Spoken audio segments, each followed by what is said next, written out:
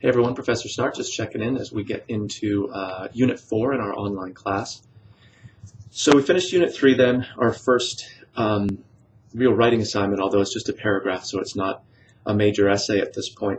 But it is a good opportunity to really evaluate whether you are kind of getting the concepts of the class and then can apply them in the writing situation. So oftentimes, while the concepts we cover are pretty simple and you can get them, when they're presented just as concepts, obviously it's the application that becomes a lot more challenging. So be sure that you, when you get feedback from the paragraph, not just the grade, but the comments and the file that I send back, be sure you look at all that stuff. Try to look for those places where you made mistakes, but they're ultimately mistakes in terms of not applying concepts that we've learned in the previous units already. So whether those are maybe citation mistakes, shape of a paragraph mistakes, so you're managing of general specific, just all the components that we've looked at. So in some ways, the most important part of an exercise like this is really not the grade. I think it was 50 points, and that's 50 out of 1,000 for the entire course. So clearly it matters, but really, even if you made some pretty fundamental mistakes, be less concerned about the point side of it and more concerned to understand the mistakes and then learn from them so that you don't repeat them when the point value is much higher, like in the essays, up in the hundreds and more as we go along. Obviously, things increase in value the deeper we get into the course, because you've had the opportunity to learn material, to practice it out in sort of low point situations, and then to apply it. Again, hopefully having either learned it right the first time or learned from mistakes in those low point situations. So it's really important to get the feedback I provide and understand it in terms of how you would make corrections for the future. So be sure you get that file and the comments and take a look at all the material that I've sent back to you. In some ways, a lot of the problems seem to be, for some people, just inattention to detail, so not following instructions, not following examples that are provided right here in the in our course. And then I think some of the inattention just arises from leaving things to the last minute. So there's there's always going to be a few occasions when things just come up, or scheduling wise you're kind of bumping up against the deadline.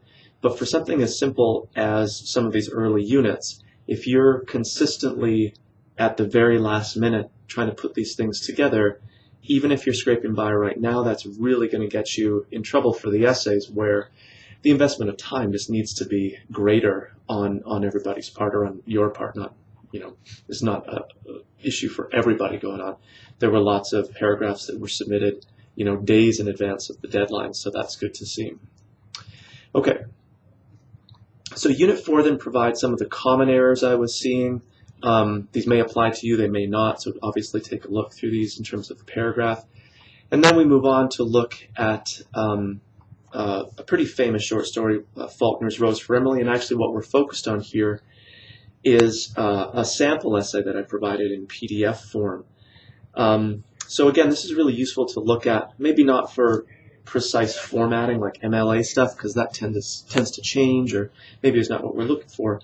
But it is the kind of essay that we're writing, the literary analysis. So you can read for tone and style and focus and sort of the scope of it, like how much does it take on, and that kind of thing, because it's the same type of essay that you'll be asked to produce once we get into Unit 7, is where the first essay assignment comes for us.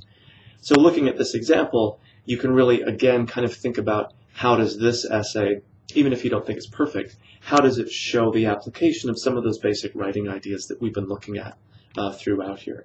So there's a quick quiz that's related to your reading of the sample essay, a little discussion of thesis statements, since those are a little bit unique in terms of the style of writing that we're doing. Often we think of a thesis as kind of an argument or a position. So if you're writing more of that opinion or position kind of paper, and your issue, or an issue paper, your issue is something that has a clear, like, for, against, kind of pro, con, the two sides to it. Your thesis really just becomes an argument either for something or against. But obviously in the analysis or literary analysis that we're doing, you don't really argue for your interpretation as the only right one and all the others are wrong, like that sort of black and white situation. But we still want to craft an argument or interpretation, a thesis statement that presents an idea that's more than just a statement of fact about the play, like, you would say an author uses symbolism. That's really a fact that nobody, logically would disagree with. So that doesn't work as a thesis statement. It might be useful as a topic in terms of asking yourself, well, how does someone like Sherman Alexie use symbolism in flight patterns? And in fact, your answer to that question could become a really interesting thesis.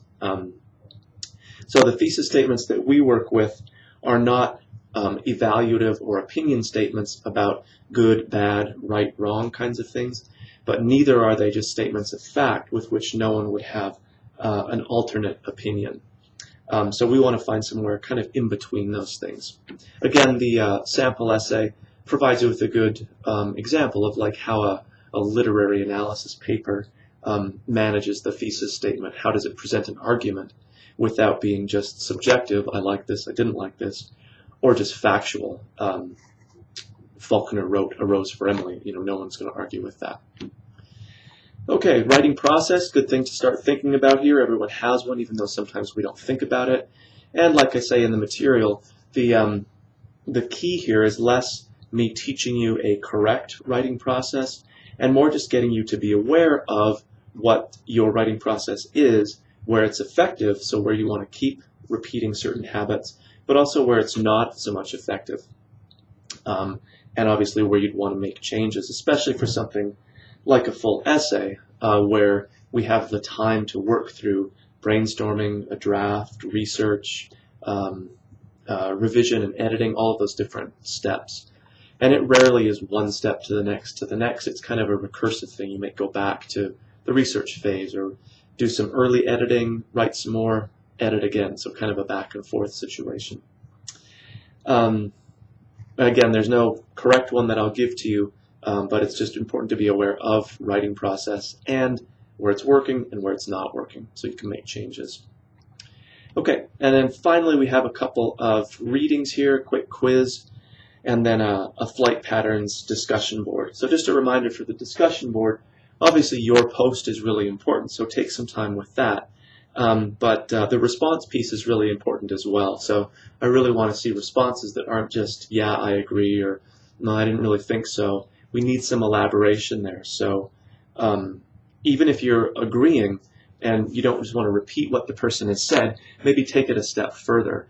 And again, one of the things that I really look for in these discussion boards, whether it's an initial post or a response, especially for something that's focused on a particular short story like this one is quotation from the text. So that really shows me that you've read the material and then are kind of applying it in the assessment situation. If you just kind of go off on a general thing, it's almost like you could have written it without even owning the book, let alone having read the story. So one of the things I'm beginning to look for in a little more critical way is your engagement with the class, which means reflecting to me in something, even if it's an informal discussion board, reflecting for me that you are kind of plugged into what's going on. You've done the reading, and beyond that, you can now apply what you've read and what you've been thinking about in terms of responses that are happening on the discussion board. So the more general piece of advice then I can give is that while we started out in a very informal and kind of personal way, and the requirements for the discussion boards were pretty simple, so you're getting full points for doing, again, I don't want to say bad work, because that certainly wasn't happening, but just not a lot of investment. Or I guess the other way to say it is that because the discussion board material was largely your opinion or just introducing yourself, it was pretty easy to see on my part that you'd read the instructions and were doing that. Now that we're into some of the reading stuff, I still need to see that, and the way I do so is you showing me that you can quote from the text or reference certain things that happen to William, or things that he says, and that kind of stuff. So the requirements for your investment in the discussion boards are like everything else here, kind of slowly increasing. So the bar is kind of being raised as we go along here. Okay, so it becomes really important then actually to wrap up here is to make sure that you are in touch with me with any questions or concerns or technical things, anything that's arising for you. Be sure to get in touch with me, since again we're getting towards some assignments where the point value is going up, and also expectations for your investment in the class are going up as well. So don't hesitate to be in touch if you have any questions.